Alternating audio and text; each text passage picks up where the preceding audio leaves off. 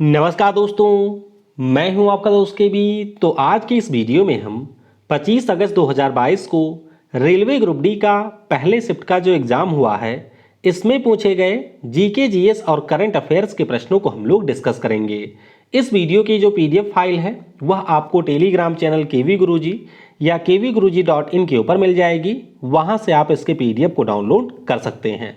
और सबसे महत्वपूर्ण कि अगर आप लोग भी आने वाले किसी भी शिफ्ट में रेलवे ग्रुप डी का एग्ज़ाम देते हैं तो ये मेरा व्हाट्सअप नंबर है। आप इस नंबर के ऊपर अपने सारे प्रश्नों को शेयर कर सकते हैं। तो चलिए अब इस वीडियो की हम शुरुआत करते हैं।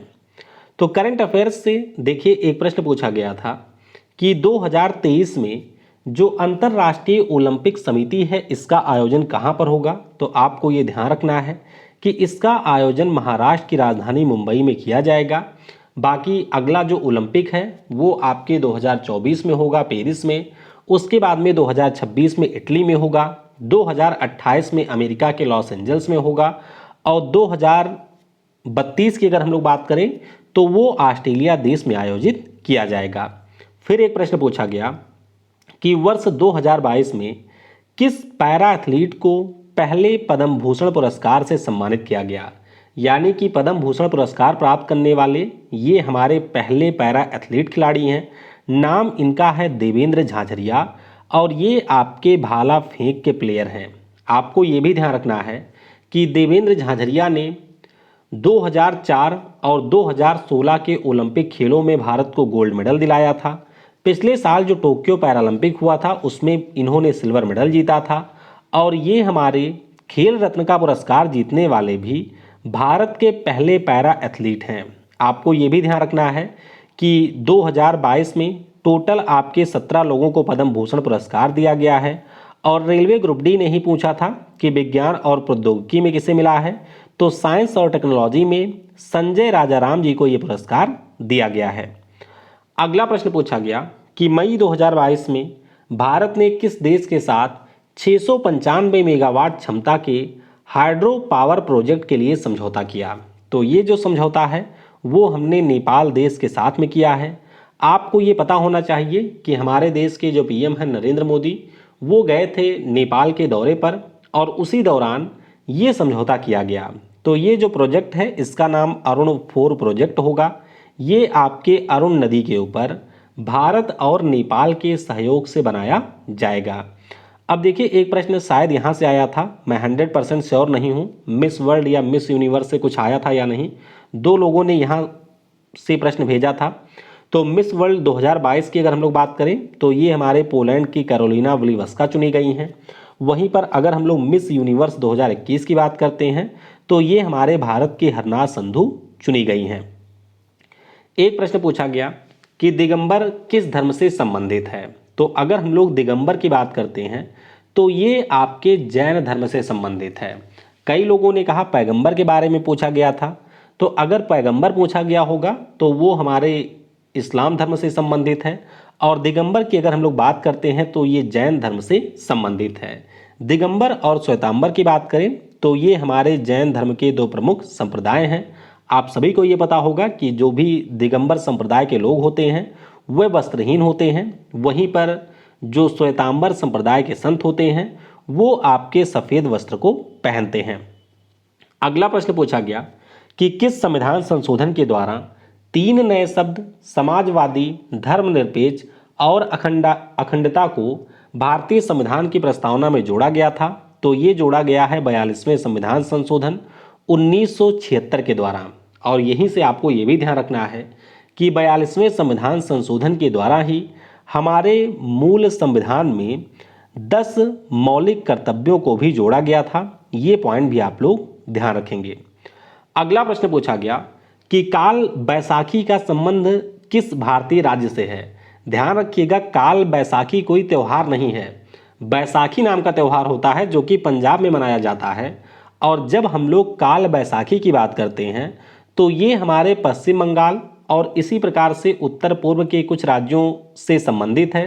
क्या होता है तो ग्रीष्म ऋतु में आपने देखा होगा कि कई बार भयंकर बादलों में गरज होती है, आकाशीय बिजली गिरती है, तेज हवाएं चलती हैं और इस प्रकार की जो मौसमी घटना होती है उसी को हम लोग कहते हैं काल बैसाखी। तो बैसाखी नाम का जो त्यौहार है वो पंजाब में होता है, लेकिन काल बैसाखी एक मौसमी घटना है जो कि मुख्य रूप से आपको उड़ीसा, पश्चिम बंगाल जैसे राज्यों में देखने को मिलेगा। तो इसे हम लोग काल बैसाखी या फिर नॉर्वेस्टर के नाम से जानते हैं। फिर एक प्रश्न पूछा गया कि हॉर्नबिल नाम का जो त्यौहार है ये किस राज्य में मनाया जाता है। बहुत ही सिंपल सा प्रश्न है। तो ये त्यौहार आपके नागालैंड में होता है।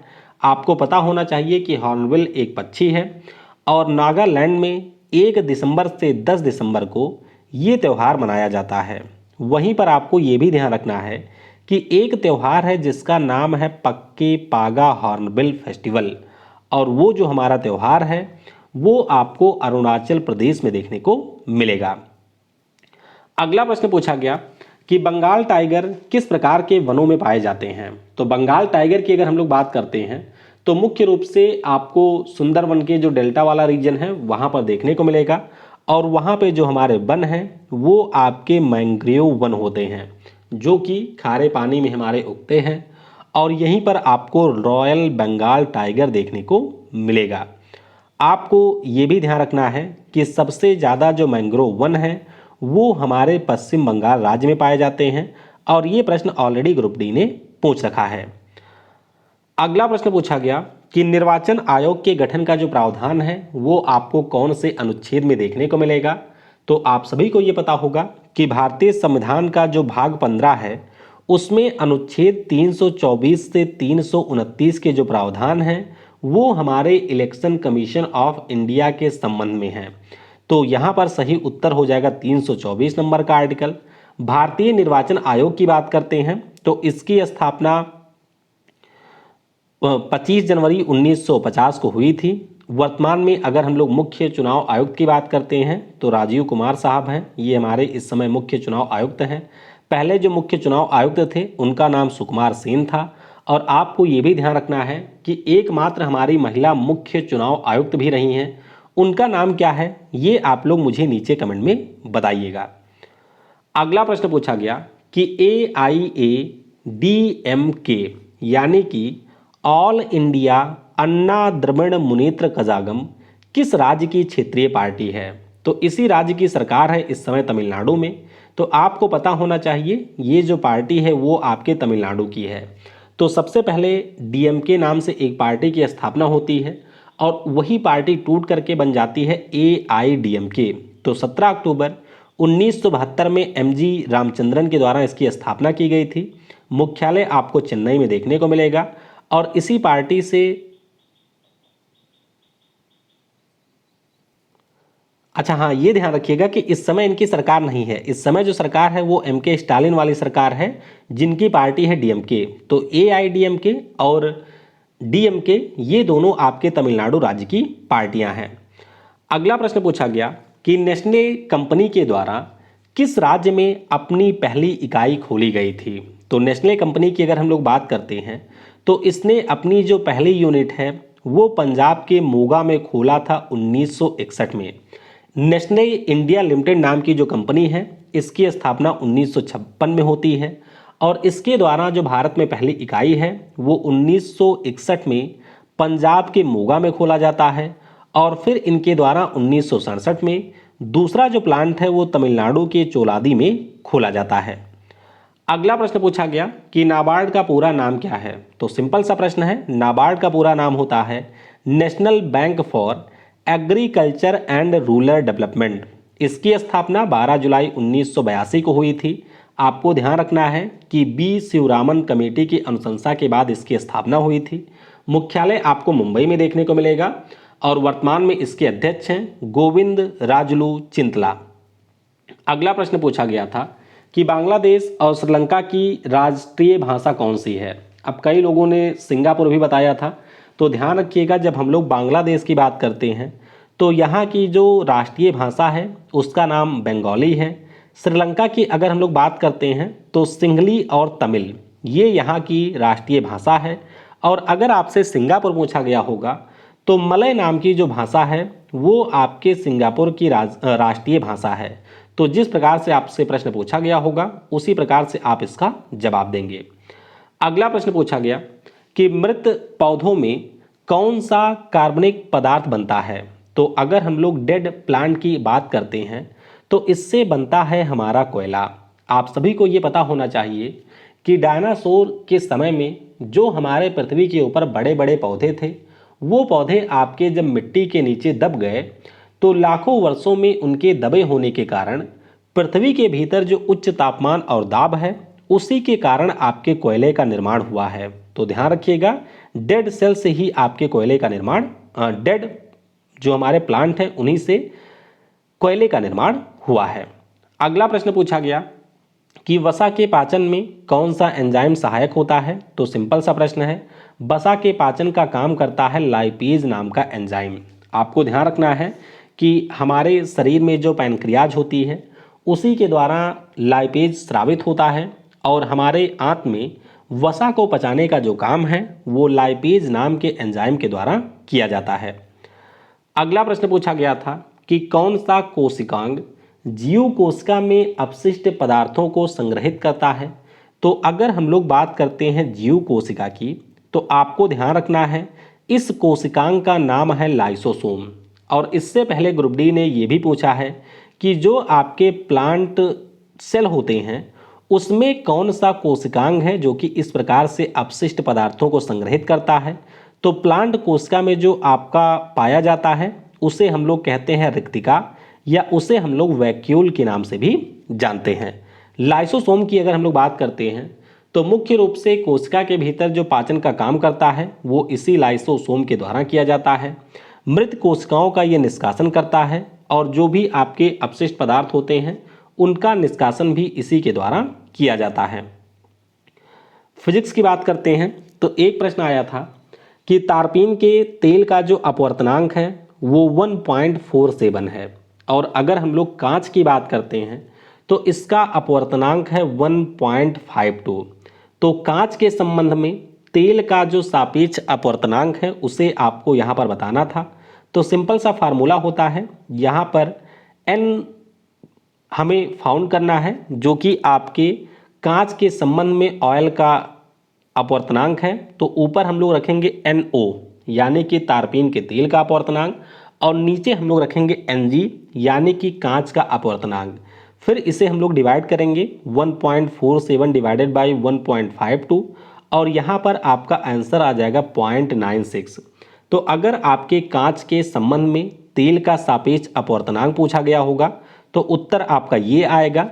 अगर उल्टा पूछा गया होगा यानी कि तारपीन के तेल के सापेक्ष कांच का अपवर्तनांक, तो बस आप लोग डेटा को बदल देंगे, ये आपके 1 से थोड़ी सी बड़ी वैल्यू आएगी। एक सिंपल सा प्रश्न देखिए फिर पूछा गया कि अवतल दर्पण के लिए वस्तु को कहाँ रखने पर जो प्रतिबिंब है वो छोटा और उल्टा बनेगा। तो तीसरी बार ये प्रश्न पूछा जा रहा है। आपको पता होना चाहिए जब हम लोग बात करते हैं अवतल दर्पण की तो उस स्थिति में क्या होता है कि अगर हमारा ऑब्जेक्ट सी से कहीं दूर रखा हुआ है तो उस स्थिति में जो आपकी इमेज बनती है वो मुख्य अक्ष के नीचे बनती है और एकमात्र यही स्थिति होती है जब आपकी इमेज वस्तु से छोटी बनेगी और ये इमेज आपकी होती है उल्टी। तो सी से परे रखने पर यह बनता है, ये आपको ध्यान रखना है। अगला प्रश्न पूछा गया कि निम्नलिखित में से कौन सा फार्मूला सही है। तो हीट एनर्जी के लिए कई सारे फार्मूले दिए गए थे और आपको सही वाला फार्मूला बताना था। तो सही वाला फार्मूला होता है H=I²RT। यहाँ पर आप लोग I और R को V=IR से रिप्लेस करके इसके और वर्जन भी प्राप्त कर सकते हैं। फिलहाल के लिए मेन फार्मूला हमारा यही होता है, जहाँ पर H आपका अमाउंट ऑफ हीट है, I की बात करें तो ये इलेक्ट्रिक करंट है, R आपका इलेक्ट्रिक रेजिस्टेंस है और यहाँ पर T आपका हो जाएगा टाइम। यानी कि अगर किसी चालक से आपकी धारा बह रही है तो T समय में वहाँ पर कितनी हीट जनरेट होगी, इसी के ऊपर ये फार्मूला दिया गया है। फिर एक प्रश्न पूछा गया था कि 9 ओम के जो 3 रेजिस्टेंस हैं ये आपके समानांतर क्रम में जुड़े हैं तो तुल्य प्रतिरोध क्या होगा। बहुत ही सिंपल सा सवाल है। समानांतर यानी कि पैरेलल जोड़े गए हैं तो 1/9 प्लस 1/9 प्लस 1/9 आप लोग करेंगे तो ये 3/9 हो जाएगा। इसे कैंसिल करेंगे तो 1/3 हो जाएगा और जब इसे आप लोग पलट देंगे तो हमारा जो इक्विवेलेंट रेजिस्टेंस है ये हो जाएगा 3 ओम। एक प्रश्न केमिस्ट्री से आया था कि अल्कोहल के निर्जलीकरण से यानी कि इसके डिहाइड्रेशन से क्या प्राप्त होता है, तो इससे हमें मिलता है एल्कीन। क्या मिलता है? एल्कीन मिलता है। फॉर एग्जाम्पल यहाँ पर आप लोग देख सकते हैं, ये हमारा एथिल एल्कोहल है। तो एथिल एल्कोहल को जब आप लोग यहाँ पर सल्फ्यूरिक या फिर फास्फोरिक अम्ल की उपस्थिति में गर्म करते हैं तो उस स्थिति में यहाँ पर आपका एल्कीन बनता है और पानी निकल जाता है यहाँ से बाहर। तो ये आप लोग देख सकते हैं, इथीन बनेगा और आपका जो पानी है वो निकल जाएगा बाहर। ध्यान रखिएगा, ऐसी जो अपक्रियाएं होती हैं वो आपके स्ट्रॉन्ग एसिड की उपस्थिति में कराई जाती हैं। फिर एक प्रश्न पूछा गया था कि Li, Na, Mg और Ai में किसकी संयोजकता अधिक है। तो अगर बैलेंसी आपसे पूछा गया होगा तो आपको ये पता होना चाहिए एल्यूमिनियम की बैलेंसी हो जाएगी 3। इसमें थोड़ा सा डिफरेंट भी हो सकता है। मैंने आपको कल भी ये बताया था कि जब हम लोग बैलेंस इलेक्ट्रॉन की बात करते हैं तो हम लोग बात कर रहे होते हैं कि आखिरी कोष में कितने इलेक्ट्रॉन हैं, लेकिन जब हम लोग बैलेंसी की बात करते हैं तो इसका मतलब है उस पार्टिकुलर एटम की हम लोग संयोजन क्षमता की बात करते हैं। तो जैसे जो हमारे मेटल हैं Na, Mg या फिर हम बात करें Al की, इन सभी की जो संयोजकता है वो 1, 2 और 3 होगी क्रमशः। लेकिन अगर हम लोग क्लोरीन की बात करते हैं तो इसमें बैलेंस इलेक्ट्रॉनों की संख्या होती है 7।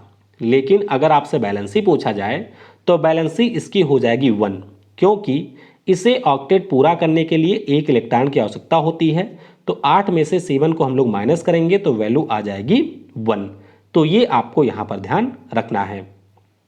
एक प्रश्न पूछा गया कि निम्नलिखित में से कौन सी हमारी कॉम्बिनेशन रिएक्शन है यानी कि संयोजन अपक्रिया है।